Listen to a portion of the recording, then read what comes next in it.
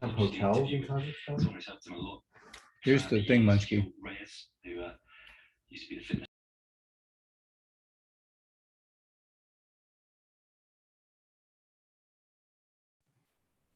Hey, Michael, hello.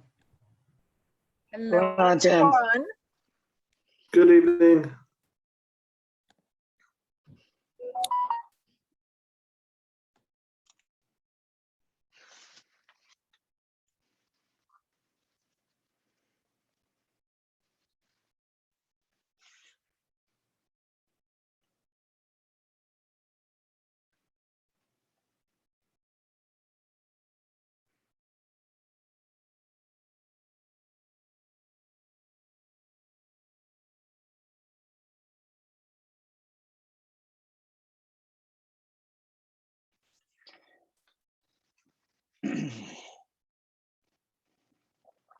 All right, good evening, folks. We'll get started here in about 7:05. I went ahead and pasted the agenda for our meeting tonight and the minutes from our August meeting are in the chat. I'll post them again before we get started as well.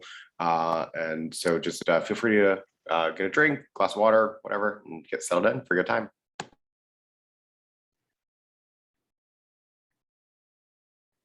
Tim, where were you yesterday? You're on mute. You're on mute. I just didn't feel comfortable with being in crowds. Oh, I missed you. I missed was you guys like, too. And where's Tim? Matt texted me today and said that y'all had a great time and it was a blast, and it made me sad. But I just I understand. I wore my mask the whole time. It was so hot. I know so many people. Several, I shouldn't say so many, but I know several people in my age group, all of whom were double vaccinated, come down with COVID, and I just don't want to take the chance. Yeah, look at my mom. I avoided it this long, and God damn it, I'm going to keep avoiding it. That's my theory. Well, we missed you a lot. Next year, for sure. Okay. You had a good time? Yeah, but it was, I think, good and sad because the spectators, it was like almost no spectators. So Yeah, in a way that's good, but in a way it was sad. Yeah, I know. 2 years ago, remember, we had a huge turnout for spectators. It was wall-to-wall people. So. Yeah, but at least it wasn't a super spreader. Right. I just thought I would, I'd wait till next year. Yeah, cool. Well, we missed you. Well, thank you for missing me. Hey, Janice. She was there a minute ago. There she is. Stephen.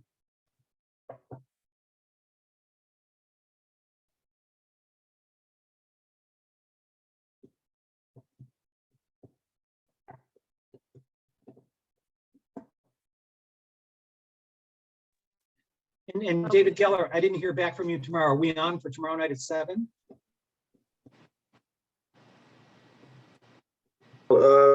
Yes, there's some people have asked for tomorrow night, some people have asked for Wednesday, so we might do both. But yeah, tomorrow night's going to work, and then we'll probably also do Wednesday, just so everyone who wants to participate can. Because I would be there for tomorrow. Just send me the link so I don't forget. Yeah, I'll be sending that out. Okay, thank you. So it's tomorrow. So David, it's tomorrow at 7? Yeah, I was just actually working on the email just now to send out to you to confirm everybody. But is the forum on our website? I couldn't find it today. I don't know that. Actually. I was just going to say, I don't know if Steve and Oliva on. Because I was trying to show some people the dog park today and I couldn't find it. I went to our website and I clicked on events. And when I clicked on events to Miami Beach Democratic Club, it just took me to an empty page. Yeah, sometimes the mobilized events don't load up. It's something to do with your cookies, your cache, or whatever it is. But it should be loading in there though. It might be the device that you're using. All right, folks, we're gonna give it one more minute, then we'll go get started. There is the agenda for tonight's meeting on in the chat, as well as the minutes from our August meeting.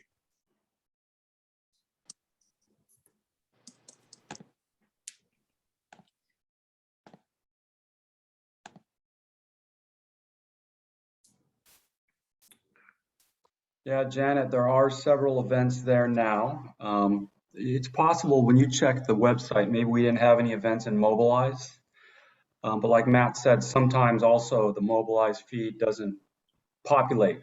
And so you have to, there's some instructions there on what to do. You click clear filters and try again, but you should see Okay, some. yeah.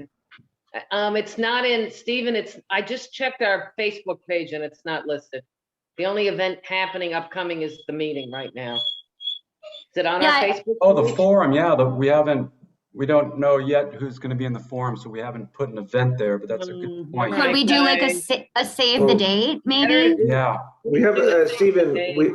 we have an update as to who's going to be coming. So you and I could talk after the meeting and. we'll go Yeah, over that's that. great, because Miami Beach United didn't tell people till the day before they sent out the Zoom link. That's terrible. I thought it was And canceled. the We don't good want to be news like is, them.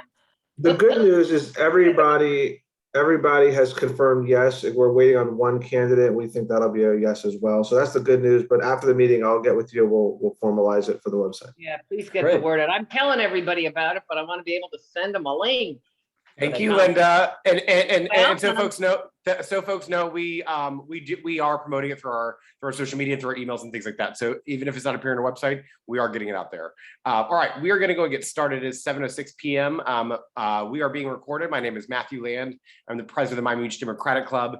Thank you all so much for joining us this evening.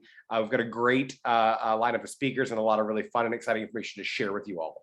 We're going to start it off with a little bit out of order tonight. State Representative Michael Grieco is with us tonight. Joining us live from Tallahassee, where he's up there for committee weeks. We so appreciate him joining us while he's up there doing the good work of House District 113. So, Michael, I'm going to let you kick it off. Feel free to just give us an update on what's going on in Tallahassee, and then I will take some questions. Sure. Thanks, Matt. Hi, everybody. Hello, my fellow Democrats. It's good to see everybody again. For some of you, I got to see yesterday, which was nice. But for those of you that I didn't, it's good to see some of you. Sometimes for the first time, I'm seeing some new faces, which is nice.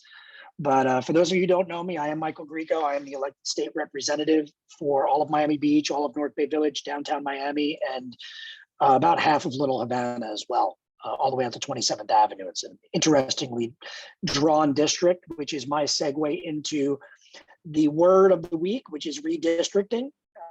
That is everything that anybody is talking about up here this week is all about redistricting. The Senate had their first full redistricting committee meeting today. There will be subcommittee meetings throughout the week on the House side. And because the census data has come out, my perfect example is prior to this year, I represented somewhere just south of 160,000 people. They are saying that each House district will be representing approximately 180,000 people once the lines are redrawn. And if anybody was around 10 years ago, and or if anybody needs a history lesson, they redrew the Republican-controlled legislature actively redrew the districts essentially in violation of the law. And they had to go to court, they had to redraw everything. And this time around, the eyes are on them nationally to make sure that they are held to constitutional standards, not just at the federal level, but obviously consistent with our fair district amendment that's part of the state constitution. So we are actively watching them. I did not want to be on a redistricting committee or subcommittee.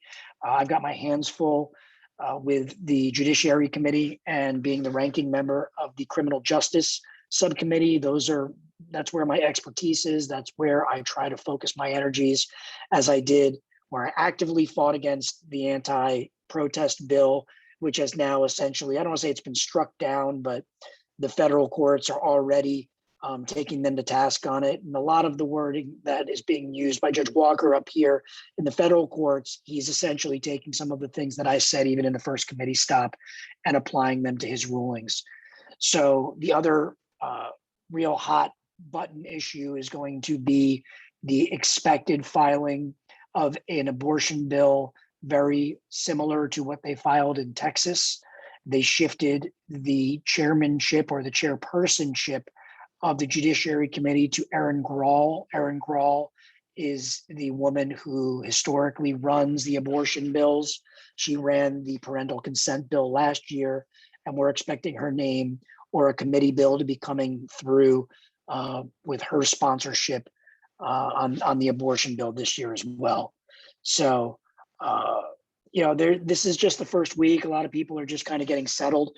I got my desk moved again on the House floor, so I'm trying to figure all that out. But they didn't move my office, and they didn't stick me in the basement like Sabatini, which was hilarious too. So, if any of you are familiar with Anthony Sabatini, I worked very hard to make sure that everything he does makes it seem like all of the Republicans are doing it, kind of like how the Republicans try to call us all socialists.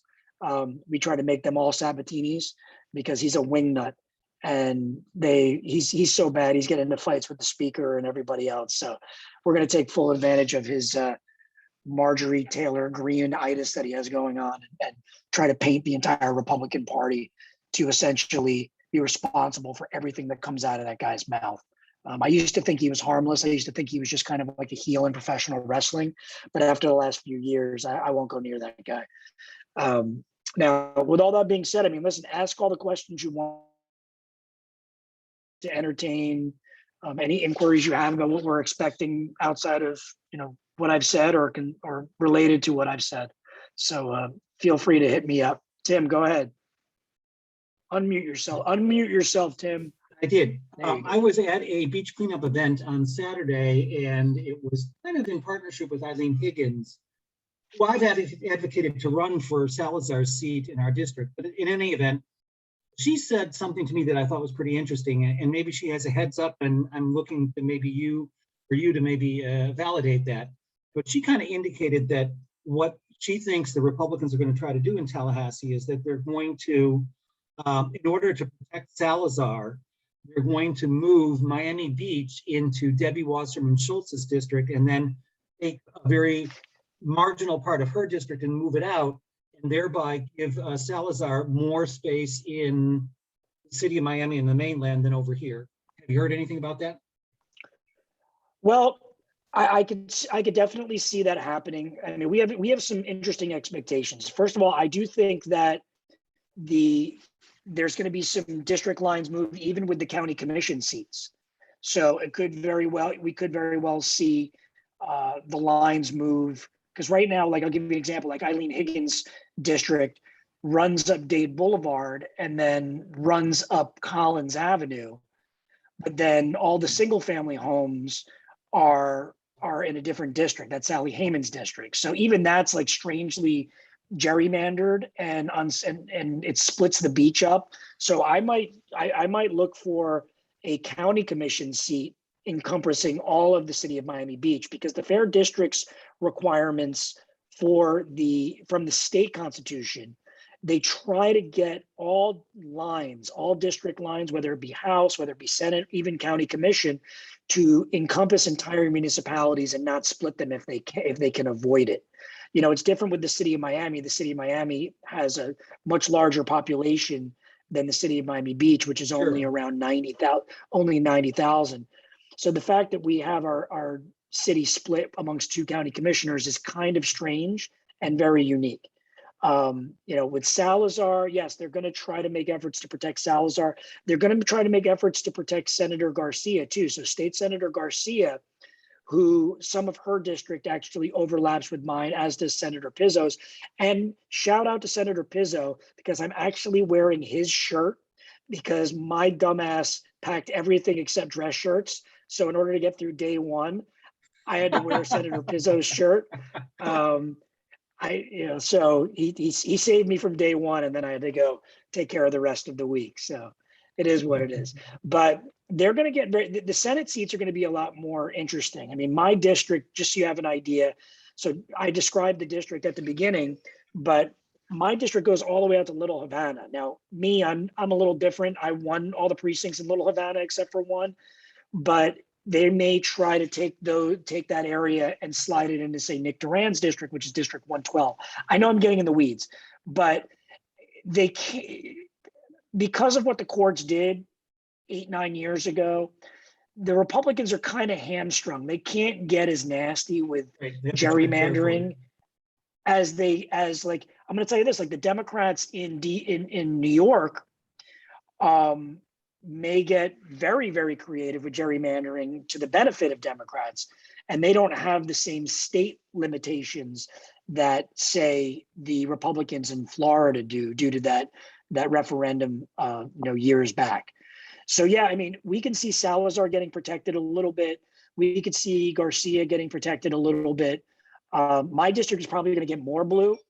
If they carve out Little Havana, it could very well be that my district or our district runs further north up the coast. And, like Surfside's not in our district. It could be that Surfside, Bay Harbor Islands, Bal Harbor, areas like that could get incorporated in my district, or they could bring in Edgewater and Morningside, even the Design District, and Wynwood could be in my district when 2022 rolls around. And that would be to the dismay of some potential candidates that live in those areas, thinking that they're running in other districts, and then all of a sudden they'd have to deal with me. But that's just the way it works in a redistricting and a reapportionment year. But there's just a lot of question marks right now as to what's going to happen. It's week one, but that is the talk of the town. It's all about redistricting. There's a plurality of energy going into those issues leading up to 2022.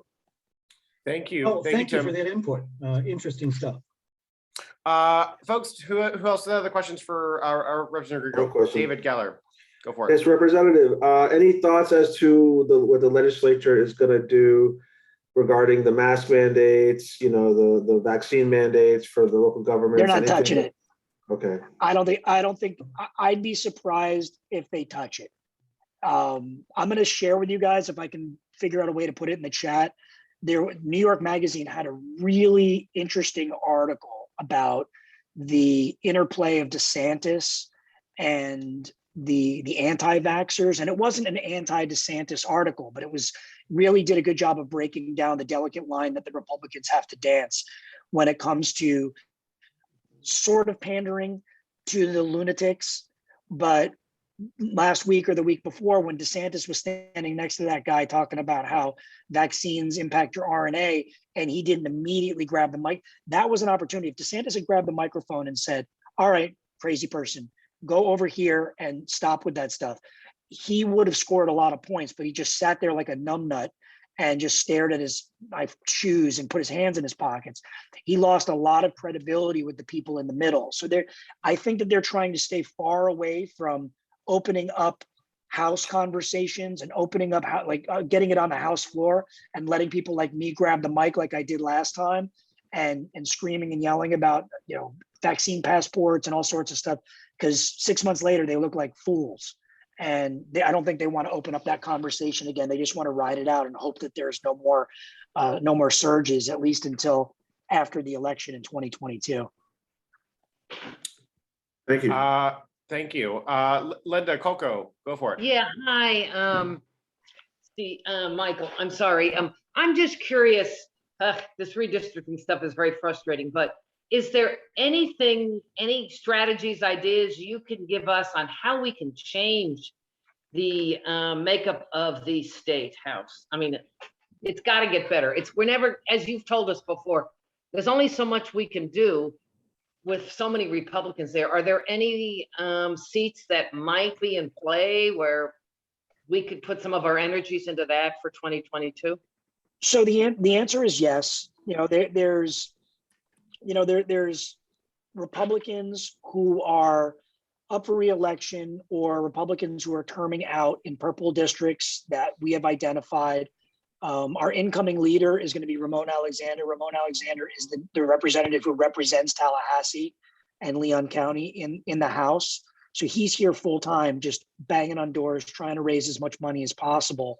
The last cycle, the money was just spent the wrong ways. They were going after the wrong seats at the wrong time. I mean, I gave 25 grand out of my leftover money to House Victory, and they just squandered it. So part of it is just knowing where to spend the money, knowing how to spend the money, and focusing on the proper districts. But also, a lot of representatives need to be responsible for their own fundraising. They become way too dependent upon the Democratic Party or on House Victory to come in and save them. And we lost a couple seats just because people are lazy and they're too proud to pick up the phone and raise money.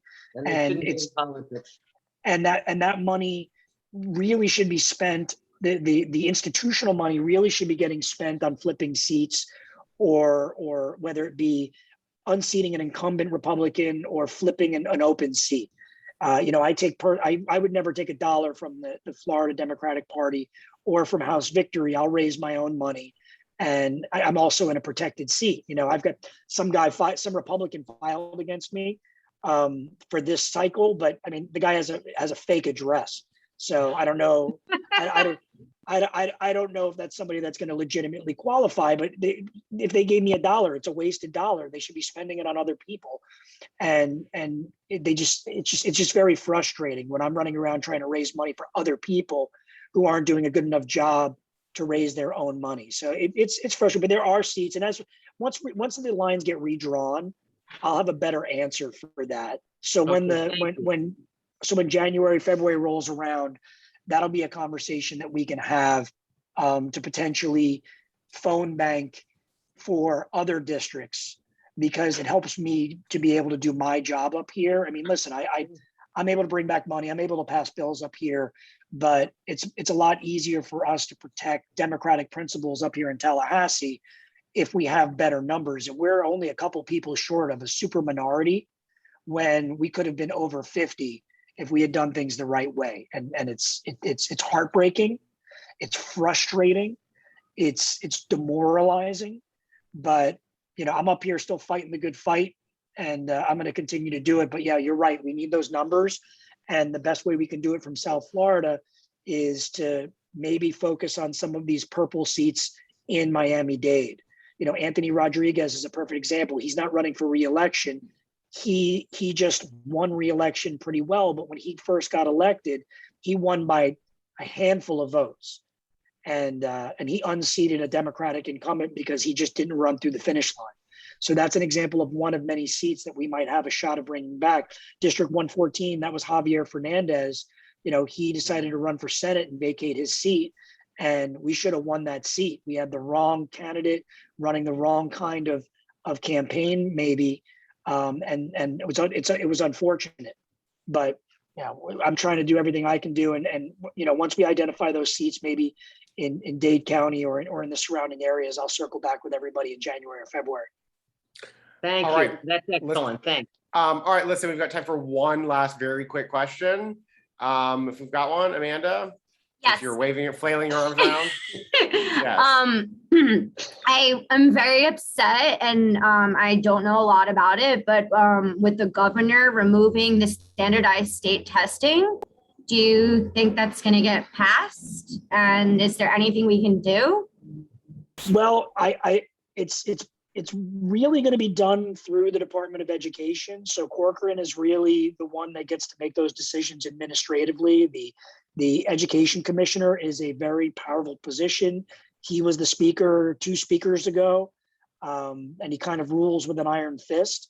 I will tell you that there has been bipartisan supportive, at least public statements regarding the potential of switching out from the FSA and going to a less standardized test model.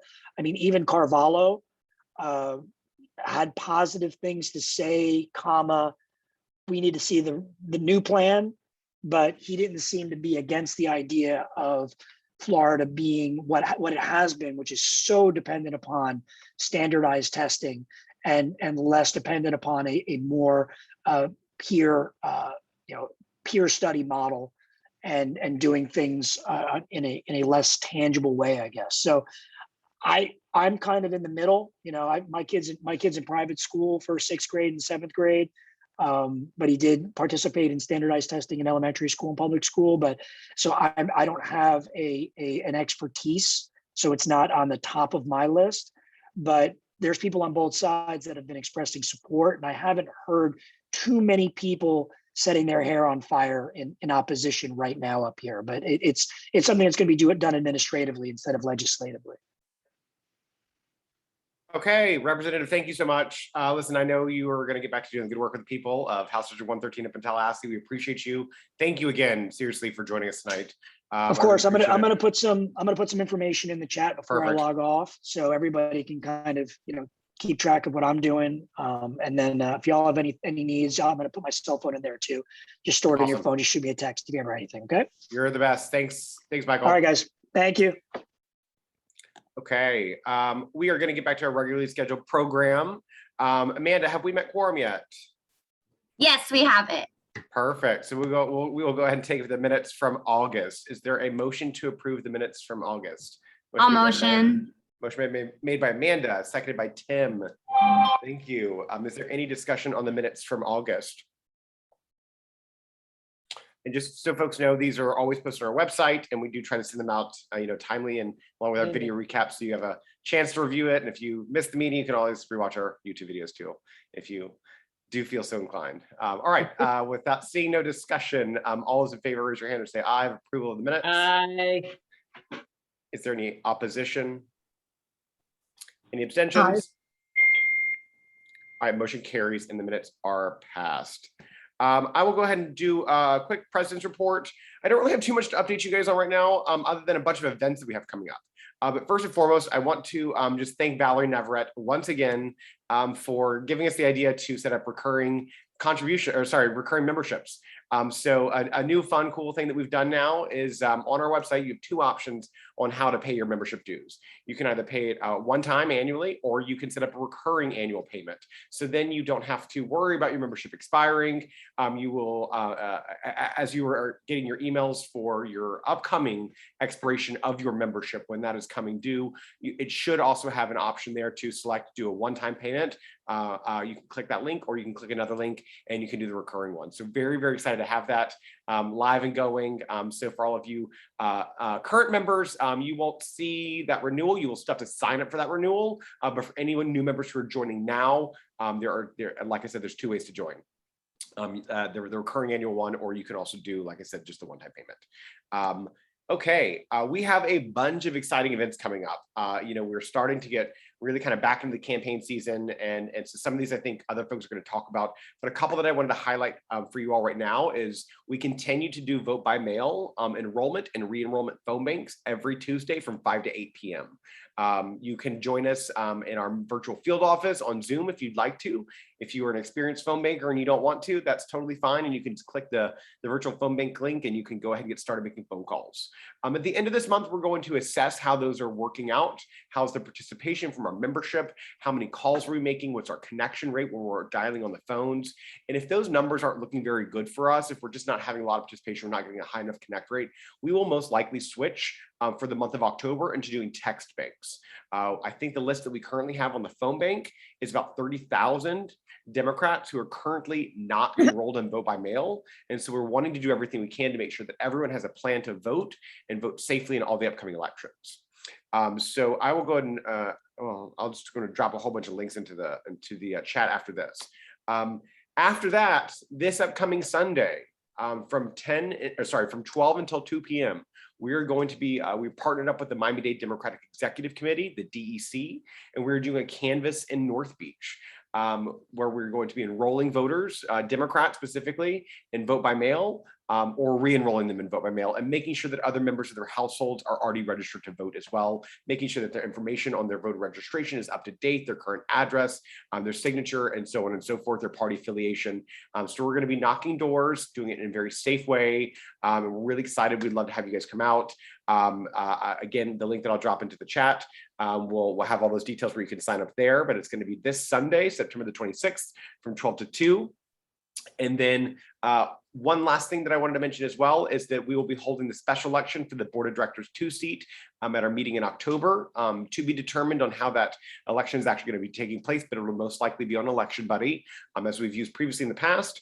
If you do want to run in that election, you must be a dues-paying member by today. So by the end of today, you need to just be signed up to be a dues-paying member. If you want to vote in the election, you must be a dues-paying member as well. If you need to find out if you are a dues-paying member, you can always email Janet, and she will, Janet or myself, miamibeachdems@gmail.com, or Janet will also give you her email address, and she can certainly check on your membership status for you. So those are the updates that I have for you guys. So I'm just gonna, all of this stuff that I'm talking about appears at the bottom of our agenda, but I'm gonna just pop it on the chat for you. Does anybody have any questions about any of that stuff? Valerie, go for it. Yes. Sorry, I have a comment because I'm here. I'm on this site. I'm so excited. I'm on this site. Let me go to the other screen. And if I may offer a suggestion, I see here that you have, membership 1 year and membership recurring. So I clicked on both of them. And now I am on the membership recurring, which also when you go down, you have click here to sign up for a single year. So my suggestion, the other one, just become a member, just one. Which is we definitely talked about that, and we just wanted to make sure it was very, very, very clear to people that, listen, if you didn't intend to do this, then click on this website instead, and just making sure it was very bold. But we can certainly work with Steve, who worked on the text and things like that, to maybe clean that up a little bit more. Again, this is our first pass at doing this. We haven't done this before, so we always appreciate all the helpful feedback. Honey, I deal with the homeless. I know how to beg for money. Thank you, Valerie. All right. Well, why don't you be our fundraising chair? I think I don't know. Valerie's the bandwidth. Valerie is an overcommitted woman. I like to help behind the scenes because yes. The scenes I already had, But thank you, Amanda. You're adorable. I love it. All right. Well, that concludes my president's report. Amanda, do you want to give a vice president's report, outreach report right now? Yeah. Okay. So we do have the antique market starting up again. We are planned for October 24th on Lincoln Road, antique market. If Tim is always there with me and Janice. If you don't know about it, the antique market happens about twice a month on Lincoln Road. They have the farmers market. It's on the Sunday afternoon. We get a tent for free, because the organizers of the event are huge Democrats. So we get the tent for free. We set up our banner. We have voter registration and then our cards. And it's basically, number one, getting our name out there to the community. And then number two, voter registration or vote by mail sign up. So like I said, that's going to be the 24th, October 24th. It's a Sunday. Usually, I believe we do 10 to 3. It is hot, so bring water, but that's that. And then we are thinking about doing a dog park event, since we can't really be inside right now and so many people have dogs in the club, but I'm going to try to find out the logistics, but to get, us together, social distancing outside with our dogs. So that will be coming up probably in November. And then next month for our guest speaker, arranging to have Christie's House, which is a human trafficking shelter for young girls in Miami-Dade, hopefully be coming to speak and letting us know how we can get more involved in that issue. Awesome. Thank you, Amanda. And if you want to sign up to help us staffing the table at the Normandy Fountain or at the Lincoln Road Antique Market, I popped it in the chat, but you can just email miamibeachdems@gmail.com. Tell us what your preference is, and we can certainly find a shift for you. Okay. Next up, we will, is it Patrick next? Sorry, I gotta find my thing. Oh, sorry, Janet, with the Secretary's report. Sorry. I have to unmute myself or put my video on. Hi, everybody. So we have 104 members currently, and membership is $25 a year. So we really appreciate everybody who signs up and joins. It's not expensive. You can join recurring, make it easy. Just get charged to your credit card once a year or just once. And if you know people who are like-minded that you always have rage conversations with about why nobody will get vaccinated or what's going on in the world, then tell them that, we have a great club, we have great speakers, and maybe encourage them to join. That's my message for tonight. Thank you so much, Janet. I appreciate it. Patrick, are you on? Oh, there you are. Yep. Will you give us the treasurer's report, please? Of course. So we currently have $7,836 in our bank account. Most of that has been incoming from our wonderful Pride sponsors. So thank you, everyone. And I think Bill can give an update on that later. And then most of our expenditures, $827, most of that was going to cover the expenses for going on the parade, which have been completely covered by donations. So we had $918.20 in both donations, mostly donations, but then also recurring membership. So thank you everyone for supporting Pride and the club. It was a great day. So I'm sure you'll hear about it more later. Thanks. Awesome. Thank you so much, Patrick. We'll move into committee reports. David Geller, would you like to give us a campaign committee update, please? Yes, before I say that, I want to say I had an amazing time this weekend at the Pride parade. I don't think I've ever been as sunburned in my life, and I'm still recovering, but it was a great event. So thank you all. Thank you, Bill. Thank you, Matt. It was just amazing. And it was so great to see so many of our Democratic candidates there. That was really amazing. So for my report, tonight we have some great speakers. We already heard from the representative. We also have candidate Kristen Rosen Gonzalez. I think I saw her on here. She'll be speaking to us soon. And the only other update I have is our candidate forum on next Monday. We're really excited. A bunch of us have been working on it. We've received some amazing questions from our membership. So please make sure you sign up. There should be some more emails going around, with the registration and everything. And I know I said it before the meeting started, but we probably had a 99% RSVP rate from the candidates. We're just waiting on one more, which we're assuming will be probably a yes. So we're really excited about that. And the way it's going to generally work is we're going to do each race. So the mayor's race and the two commission races. And each candidate is going to have a chance to say a few words about their campaign. There's going to then be some questions. There might be some back and forth. This is all based on how much time we have, really, and how many people are here. But we're really excited. We're going to be meeting with the candidate forum committee tomorrow just to finalize a few things. But yeah, please register and look forward to seeing all of you there. It's going to be a great time. Awesome. Thank you so much, David. Thank you. I put the Zoom registration link for the mayoral forum in the chat. So feel free to go and sign up. Feel free to blast that far and wide too. All right. Next up, we will have Steve. Do you want to give us a communications update, please? Sure. Hello, everyone. Not much change from over last month. We have had more events, simply more events happening, the forum, the parade. So we've been emailing more, probably 2 or 3 times a week. And we're getting about a close to 20% open rate, which is I think pretty good. We're just trying to use mostly Facebook. We've been fairly active. Oliva's been trying to trump up interest and enthusiasm for the Miami Beach elections coming up. Good news is we've surpassed 1,000 followers on Instagram, and we're nearing 1,000 on Twitter. We have about 1,100 followers on Facebook. So we're slowly,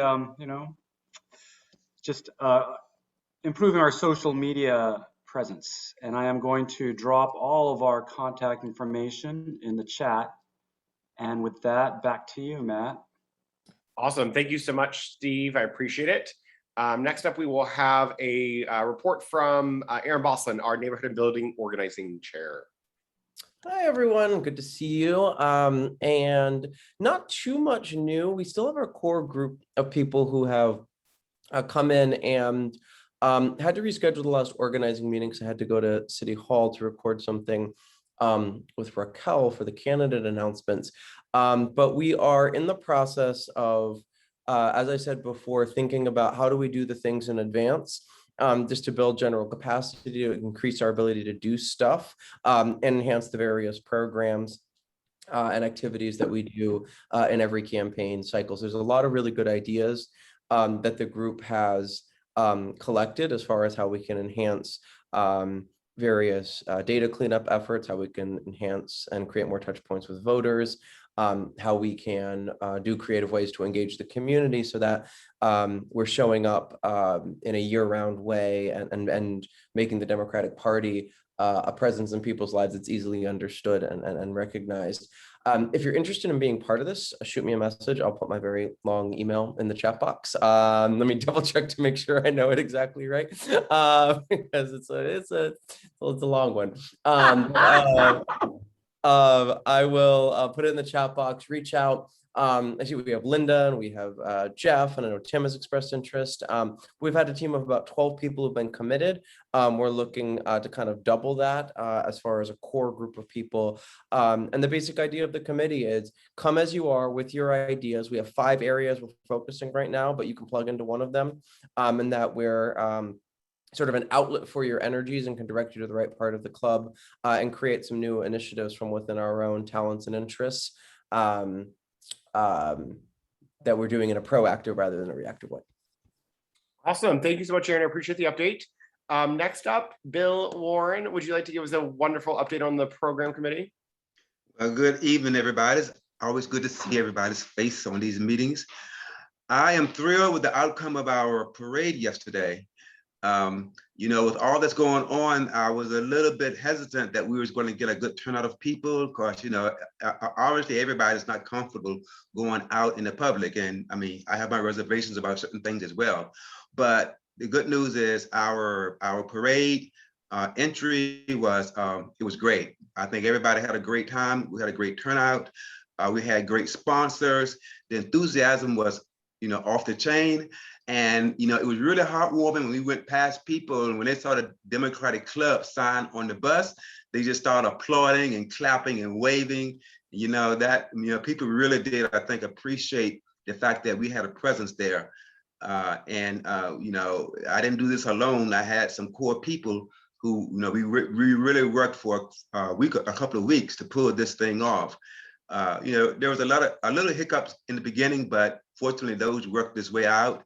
And I think the event was a tremendous success. And I just thank everybody who stepped forward and just pitched in when we needed the help. And that meant a lot.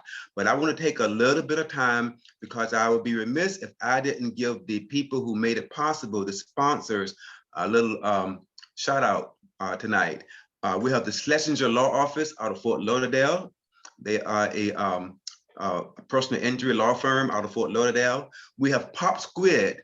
That's our friend Stephanie Rio. She's on this conference call right now. She's a member of our club, and she has a digital marketing company from Pop Squid. We have Massage Envy. That is Cheryl Unger, who is also a member of this club. Many people probably know Massage Envy because they're right there near the City Hall. We had Stephen, and we had, obviously we had our political candidates and elected officials who stepped up to the plate to help us out. Stephen Cohen was a sponsor. Greg Branch was a sponsor. Raquel Pacheco was a sponsor. And already she wasn't running for anything, but she was right there supporting our group. Lucille Baez Gala was there, and she was at the front of the bus, cheering us on, having a good time. And we really thank Kristen Rosen Gonzalez. She wasn't on our bus, but she made a very generous contribution to our parade, and it's very much appreciated. Michael Gongora also made a contribution. I think he had his own float, but like Kristen, they both made generous contributions to the parade. And our very own Amanda Knapp she was a sponsor as well. She wanted her friends to be a part of the group. And since they are not members of the club, she bought a sponsorship so they could come along. But then they didn't come. Something came up. One of them couldn't make it. Food poisoning. Thank God it wasn't COVID. Okay, good. But anyway, we had a great time. You know, the program committee, we really do thank everybody who stepped forward to make this a success. And we really do thank the sponsors who financially supported so that we didn't have to take money out of our treasure to make this happen.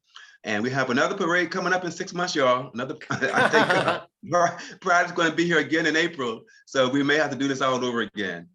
But it was a lot of fun. Oh, Bill, next time around, hopefully, you know, COVID won't be so prevalent, and that more people will feel comfortable coming out. But again, thanks again for everybody who participated and everybody who contributed. Bill, I was just going to give you an extra special thank you. We appreciate all of yours and the entire program committee's extremely hard work in organizing this and putting it together. And there was a lot of pride miracles that happened yesterday to make sure that we got in the parade and got going. And thank you to our sponsors. Thank you to the members that showed up and continue to support us. We appreciate you. All right. I think Tanarami is not with us tonight. She was going to try to get on. I don't think she was able to make it. Didn't see her join. I would just say that for voter registration, again, if you guys want to join us at the Normandy Fountain for their Sunday events, or for Lincoln Road Antique Market, where we're talking to Democrats in Miami-Dade County, talking about the activities of the club, enrolling them in vote by mail, registering voters, please feel free to reach out to miamibeachdems@gmail.com, and we will happily get you trained in voter registration, and we'll get you signed up for a shift. Okay. That concludes our committee report, and we are going to finish with the rest of our programming. We're going to go back to our guest speakers. We're the one and only Kristen Rosen-Gonzalez, a candidate for City of Miami Beach Commission Group Number 1. Kristen, floor is yours. Take it away. Tell us about you. Tell us about your campaign, and then we'll do some questions. This is the second time I'm presenting in front of Matthew Land today. I was actually I with see Kristen all day long. Yes. at the AFL-CIO yesterday. It was hot outside. By the time I got to that spot where they were making the announcement of who you are, I thought I was gonna fall over. I go, please. And I was trying to look cool and dance, but you know, it was hot. Thank you guys for having me here. If I wouldn't have been on my own float, I would have most certainly been on the Democratic Party bus. And you know, and that's how it is. I heard Michael Grieco speaking earlier tonight, and it reminded me of when I started in politics. And I don't know if many of you know this, but my full-time job is at Miami-Dade College. I've been a faculty member there for 12 years now. And when I first started there, I don't know if you know this, but Ileana Arosa's sister is Dr. Lourdes Arosa. And when I started there, she recognized something in me and immediately appointed me to a legislative advocacy committee. I became a union member, and they invited me to Tallahassee.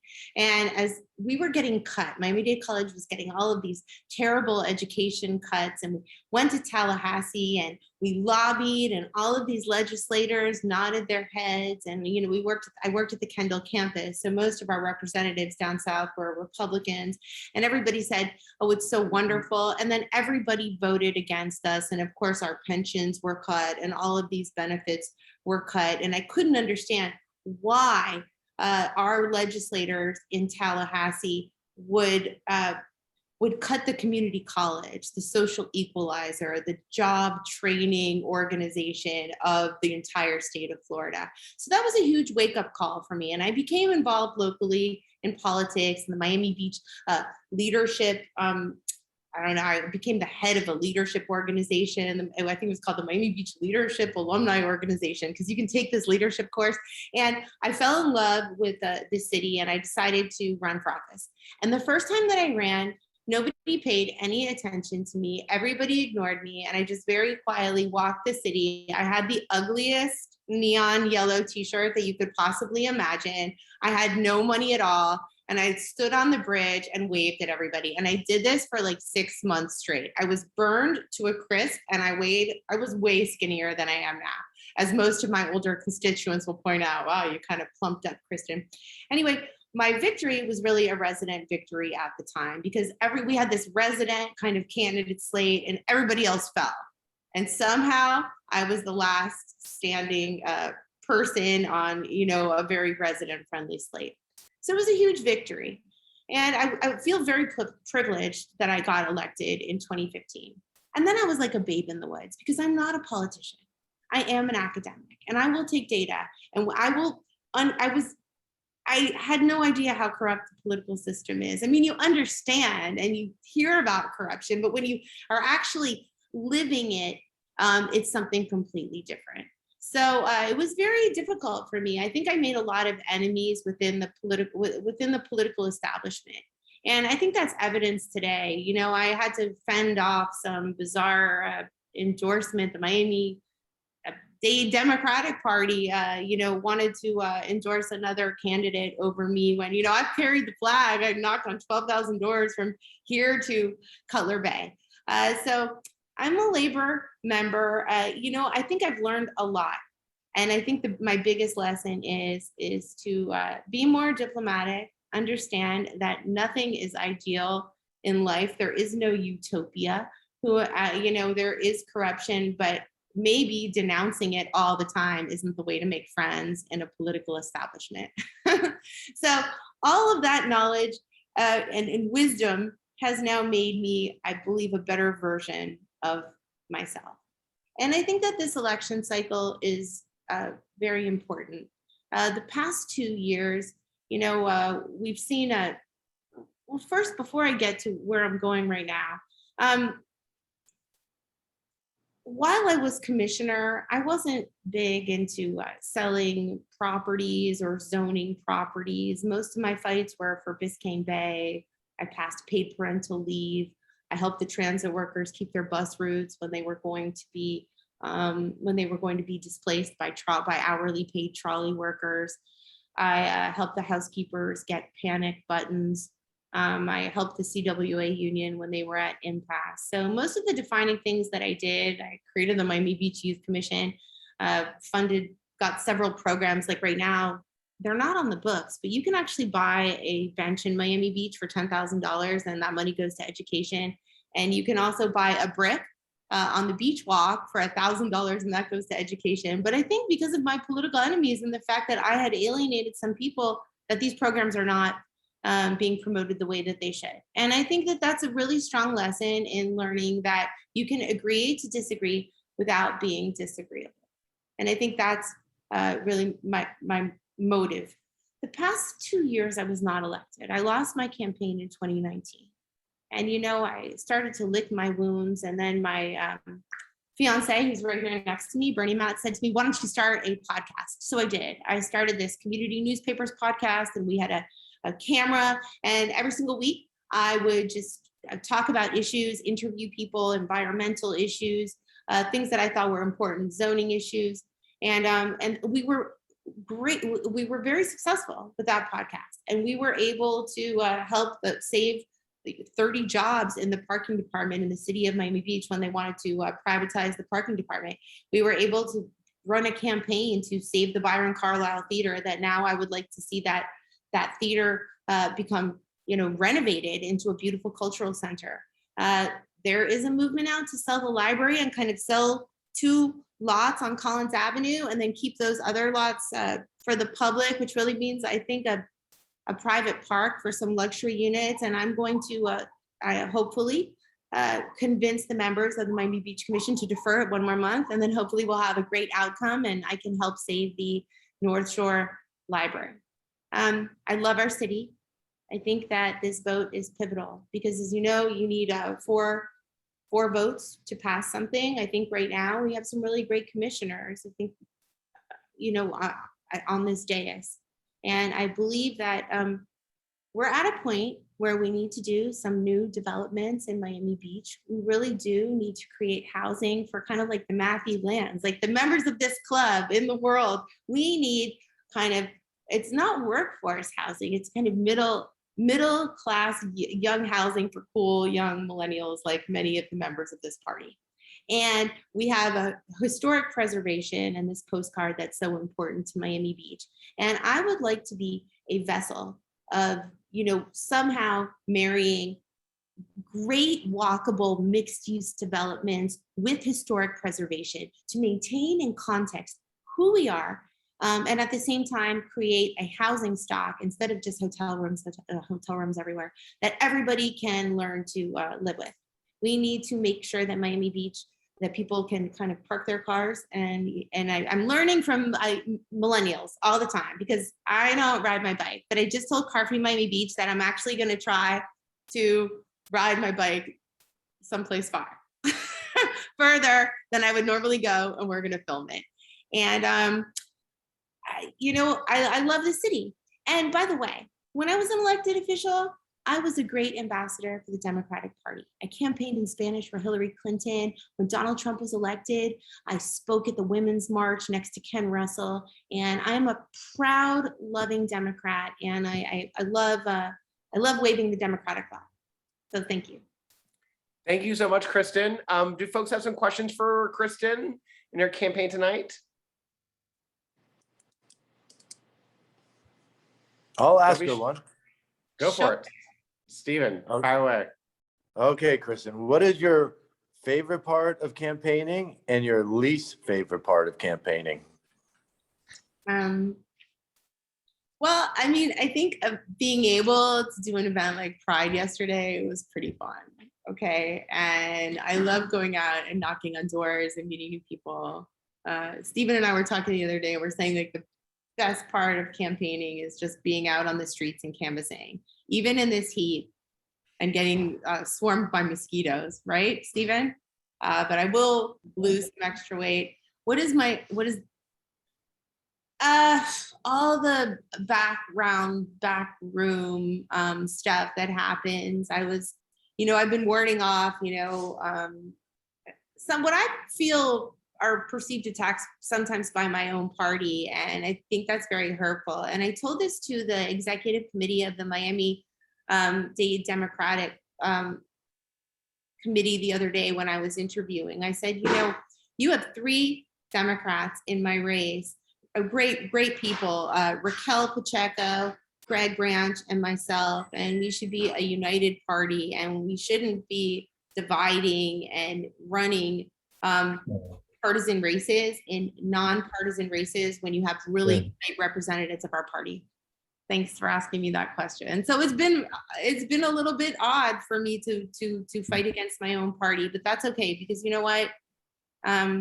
I love our city, and no matter what the outcome of this election, I think that I've earned people's support through hard work over the years, and I do know that my vote will be representative of many if I am fortunate enough to get elected. Thank you for your answer and your question, Stephen. James Nikoloff, you've got a question. Go for it. Yes. Hi, Kristen. Hi. You used the word development a few minutes ago, and I have to tell you the truth. For me, 13-year resident now, 14th and Meridian Avenue, development has become pretty much a dirty word. And at the same time, I am very aware of the countless, they really are countless shop fronts closed up on Washington Avenue, Lincoln Road, Ocean Drive, and even Alton Road, okay, and everywhere else. It's really depressing. It looks, and of course, some of this has to do with the pandemic and so on, but this was going on before that. So what I would like to know, and I wrote you an email about this a few weeks ago, and I never got a response. So I'm just saying this in front of everybody.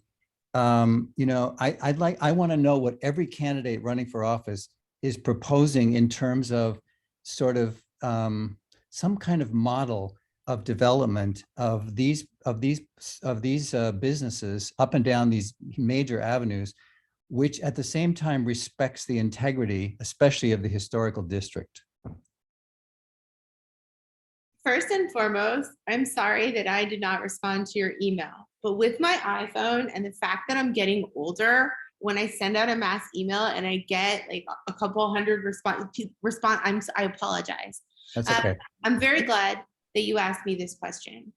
I believe that both North Beach and South Beach properties have been bought up, and I think purposefully over time left vacant so they could eventually, like in North Beach, be declared slum and blighted and then become community redevelopment organizations and then redeveloped. Now, Miami Beach is proud and I would say almost identifies with historic preservation. But now that we're looking at this area that, in fact, when I was driving from Collins from 5th to 15th is at this point, I would say some it's not a slum because the property values are so high, but is it blighted? It's absolutely blighted. And so whether it was done purposefully or not, conspiracy theories aside, what are we going to do? Right? And that's why we have our Historic Preservation Board in Miami Beach. And every single building application is going to have to go through the Historic Preservation Board. But we are going to have to make some accommodations and adaptations so that we can build these mixed use kind of walkable developments that will revive, okay, and renew this entire area. And I've been a staunch supporter of historic preservation. I think I was elected the first time on a preservation platform, but I also realized that we need this adaptation. I think that we have to appoint great people to the Historic Preservation Board because they are the experts and the residents and the architects that are going to follow the Secretary of the Interior's historic preservation guidelines, which is to adapt but maintain the holistic context of where we are.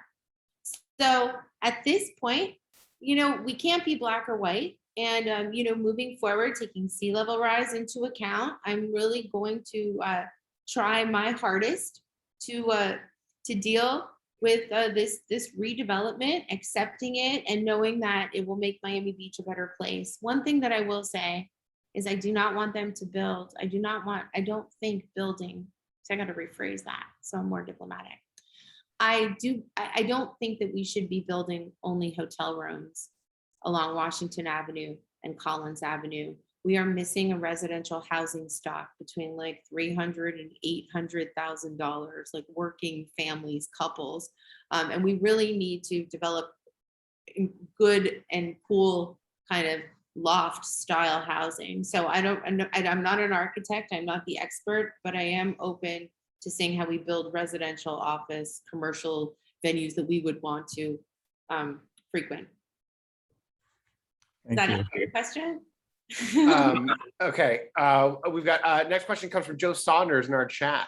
Public safety is a big issue for many residents right now. What's your take on how we address violent crime, and how do we do it while also making clear that Miami Beach is progressive and signaling that we're open for all? That is such a loaded question. This is one of our biggest issues, and I think part of the way that you address this is through zoning. Zoning, parking, eliminating some parking spaces, possibly making it more difficult to park at night in certain areas. I do think that we need transformative police leadership. Like, I feel like if we had a police chief who was like out there with his walkie-talkie walking up and down Washington, hey, I got this drug dealer. I think that if you had some transformative leadership, it would motivate the troops to kind of get out on the streets. Now, what I have seen and what people might possibly not understand about Miami Beach government is that you have 6 commissioners and a mayor. And the commissioners and mayor are a policymaker, but we are not strong administrators. We are a strong city manager form of government. What does that mean? It means that the commissioners have to put in place the right CEO that understands and can fix these problems. We just got a new city manager, a female, possibly for the first time ever. And she is tackling these problems. And she is the person who really needs to be held accountable across all departments, many of which I feel are broken. And I've already seen that she began a new plan and they had checkpoints for DUI across South Beach last weekend, and they made a ridiculous amount of arrests. I mean, he wants to celebrate arresting people, but whatever, we have to clean this up and, encourage people to follow our rules. Will I hold her accountable? Absolutely. Will I, if I find that she is not the transformative type of leader that we need, try to find somebody who can do the job? Absolutely. And that is the commission's job. A lot of people are asking me all the time, what's your pump? I am not the expert. And I'm not saying that I don't have brilliant ideas. I'm just saying that the way our government works is that we are supposed to hire the best experts. And guess what? Miami Beach has plenty of capital to hire the best in field. And I have a lot of confidence in Alina, and we'll see how she works out. Let's give her an opportunity to solve these problems. Okay, Bill, I know you had a question, but I'm going to take one really quickly from Josh Levy. In the chat, what are your plans to work with the school board and the Quality of Education Committee of Miami Beach to improve our public schools from inside the classroom for safety concerns? And then Bill, you'll be our last question after that, okay? Wow, that is a wonderful question, Josh Levy, because as a former teacher at MDCPS 1 year, and I forgot to say that at the AFL-CIO, I actually taught at MDCPS too, and a faculty member at Miami-Dade College. I work in public educational institutions. So I understand, I have I have an insider perspective. I've never voted against education. I've created several enterprises, like I mentioned before, whether it was park benches or the bricks that we're now going to start to promote to raise funding for education. And listen, I support Lucia in whatever I possibly can.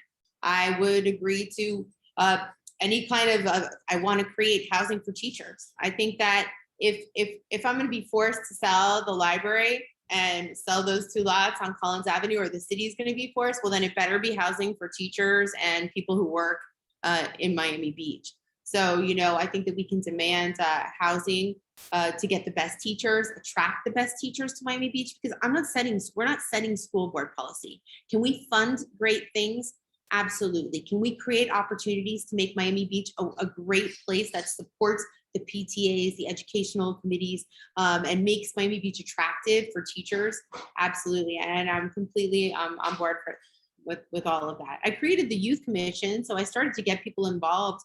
And actually, we created a Miami Beach youth fair so that we could take the people from hospitality, bring them into the schools, and actually get our high school students hired for these hospitality jobs, because before they were just going out across the county, and we made those jobs available just to the students of Beach High, which I thought was pretty cool. Thank you. Bill Warren with our final question for Kristen. Go for it. Okay, hey, Kristen. Quickly, what is your take on this discussion about these new apartment hotels that's popping up around the beach? And what threat do you think they pose to the residents here? I think the people at South of Fifth have done a great job at advocating for their community. And do you think that other communities need to do possibly the same thing to advocate against some of those developments? Well, it's very interesting that you mentioned this. Is Jeff Donnelly on this call? Jeff, are you here? So at the meeting, when I mentioned, I said, great, South of Fifth has these like super wealthy guys and like really well-educated attorneys who came in, fought City Hall, and got their apartment hotels reversed or investigated, and they'll eliminate them. But what about all of Flamingo Park, where they're proliferating anyway? Well, right after I said that, I got a phone call from Jeff Donnelly, who I saw was on this call earlier, showing me the zoning map. There you are. I think that I should defer to you on this question, but I would make, I would ask Jeff. He's the expert and he understands the zoning map better than I do, but it's basically, we do not have the same, Flamingo Park does not have the same zoning that South of Fifth does. Do you want to briefly explain that, Jeff? Yes. This goes into the weeds very quickly, and without looking at the map, it's actually pretty hard.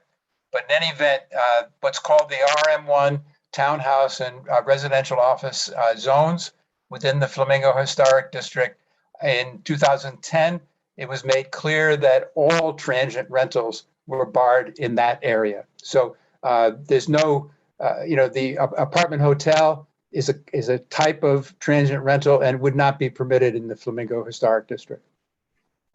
So basically, that's good news. That's good news for us in the Flamingo Park District. That's for sure. Yeah. Thanks, Jeff. Yeah. Now that doesn't mean there aren't. As other people. So the building they're developing south of Fifth has been vacant, has been blight for years, and so I think there's more facets to this discussion.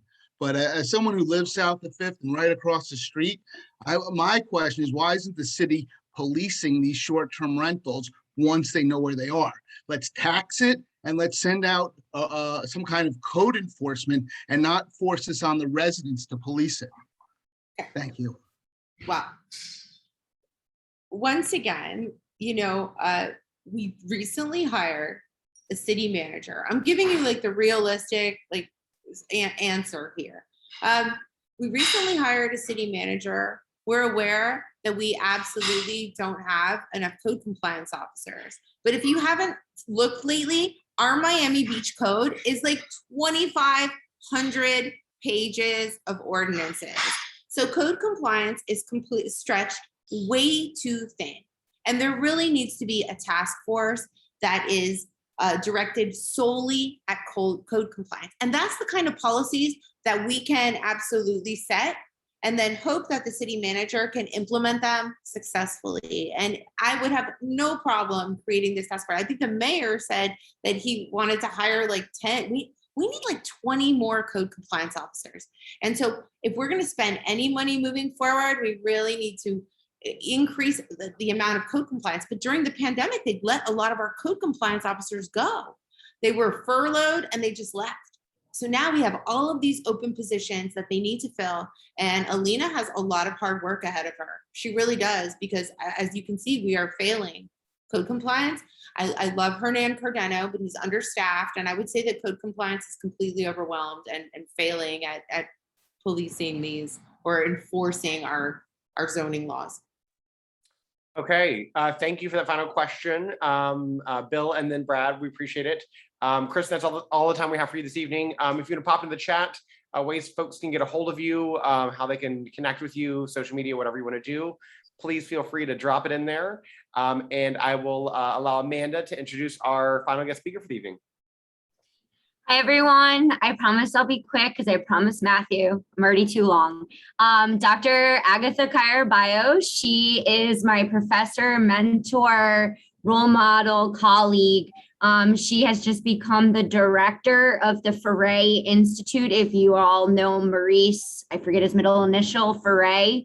He donated a nice sum of money to FIU to create this wonderful institute I'm already talking too long. So I'm just so excited. Dr. Caraballo, please take it away. Thank you so much. Thank you, Amanda, for the invitation, and thank you all for having me this evening. I know we're really a little bit over time, so I promise to be short and sweet. I'll pretend like I'm at a city commission meeting and I got 3 minutes. But yeah, definitely. My name is Agatha Caraballo. I'm an associate teaching professor in the Department of Public Policy and Administration at FIU. And as Amanda mentioned, have the pleasure of serving as the founding director of the new Maurice Frey Institute for Civic Leadership in the Stephen J. Green School of International and Public Affairs. I posted in the chat just so that you can kind of follow along. Our mission, just kind of in a nutshell, is to promote civic engagement and leadership, community infrastructure, and social justice. And within that, we're really, the heart of the Institute is going to be its academic, its research, and its community-oriented program. Just this past summer, and our Institute was just launched in May at a launch ceremony at FIU. But we're actually in the process right now of constructing a new facility, which will be in what we call our SIPA 2 building, that'll be at our main campus, opening in spring 2023. But in the meantime, what we're really focusing on doing is starting conversations. So we launched our Civic Leadership and Service Series, which brings conversations with different leaders. So we've had conversations with leaders from the city of Miramar, West Palm Beach. Just last week, we had George Knox, who was the former city attorney of Miami. And as you'll see in the chat, on September 30th, we'll have Cecil Schoon, who's the president and CEO of the League of Women Voters of Florida. Also, just kind of going forward, just so you kind of know, as again, we're still very much in startup mode, but we are launching a certificate program in civic leadership. So this will be an undergraduate and a graduate certificate open to both degree and non-degree seeking students. So that's in the process right now of going through the approval processes and will be available starting in fall 2022. And with that said, I've been very fortunate to have an amazing cohort of just students, alumni, staff, faculty, and just community members who have rallied around this cause, including Amanda, who's been an amazing member of our academic committee, so working on developing that certificate. We also have committees in communications, so you can find us on social media. I know Amanda posted the Facebook page. But you can also find us on Twitter, on Instagram, and on LinkedIn. So just search FIU Frey. And we hope that you'll join us and help spread the word about our programs. And with that being said, I really hope that you'll reach out and learn more about the Institute. I'm going to post my email in the chat.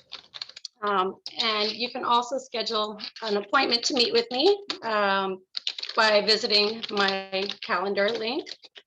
And I'd be happy to provide more information about the Frey Institute, and I welcome any involvement through interns.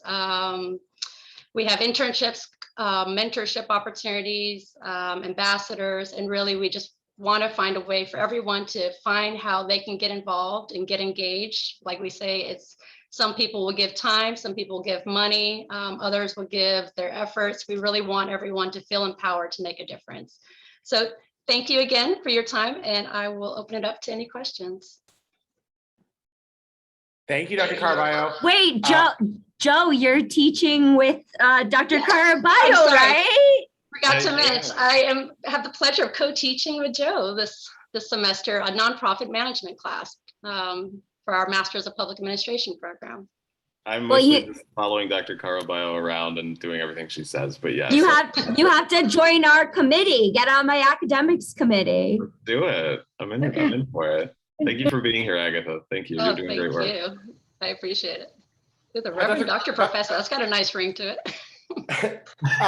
Dr. Carballo, are we able to promote your event on the 30th? Are we able to send out communications about it? Okay, good. We would definitely love to do that. I just want to make sure that we are okay to do that. Absolutely. What I'll do is I'll forward the flyer as well.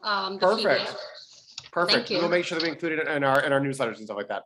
Awesome. Thank you. And I guess I'll make one more little last pitch. On November 8th, we're going to have Mayor Daniela Levine Cava. So also saving the date for that as well. Well, we love her. Please make sure that you send that stuff to Amanda, and we will make sure that we are doing what we can to promote that stuff as well. Does anybody have any? Thank you. Does anybody have any questions for Dr. Carballo? How do people? I was just going to say, how do people donate? Yes, if you go to our website, frey.fiu.edu, you'll see a donation link on there. We're trying to ask everyone. I think Liz said $10. Was it, Dr. Caraballo? Like I said, we welcome donations of all sizes. I believe the FIU Foundation for minimum credit card is $5 donations. You can do reoccurring donations, but really we welcome any way that you can get involved. Again, your time, your effort, your word of mouth, and we welcome and appreciate your support. Awesome. Thank you so much. Bill, you've got a question? Yes, thank you. Great presentation. I'm looking forward to learning more about it. I've heard a little bit about it from Amanda, but you have some great speakers there that I'm looking forward to participating. A lot of people, I've lived in Miami for a very long time, so I was living here when Maurice Frey was mayor. Is there any particular reason why you all selected him to name the program after? Well, it was actually this institute was as a result from his family. So his family had decided that they wanted to create an institute to promote his brand of what we call servant leadership. So we had heard before he came to FIU that they were in discussion with other schools, but ultimately felt that FIU was going to be the best fit to advance his mission and uphold his legacy of leadership. So we're really proud of that. So very good. Also, he donated his warehouse, correct? Yeah, so part of the gift agreement with the Frey Family Foundation, they donated an additional $2 million, which is going towards the construction of the new space. So again, that'll be opening, and hope everyone will join us for our groundbreaking or when we open our doors in spring. They also pledged to raise an additional $3.5 million that's going to go towards an endowment for the Institute. And he has a sizable collection. Actually, I went to his warehouse and he has a 2-story warehouse full of papers, notes, books, just a lot of artifacts from his time, not only as mayor, but also as a county commission and also as a Florida state legislature. So we're looking forward to putting exhibits to share that work. That's really, really, really cool stuff. Really cool. Awesome. Thank you. All right. Any other questions for Dr. Carballo? Okay. Thank you so much for joining us tonight. And thank you for sharing about the upcoming events that you guys are doing. We will make sure that we promote them through our emails and things like that. Thank you. All right, is there any new business that anybody wants to bring to the floor this evening?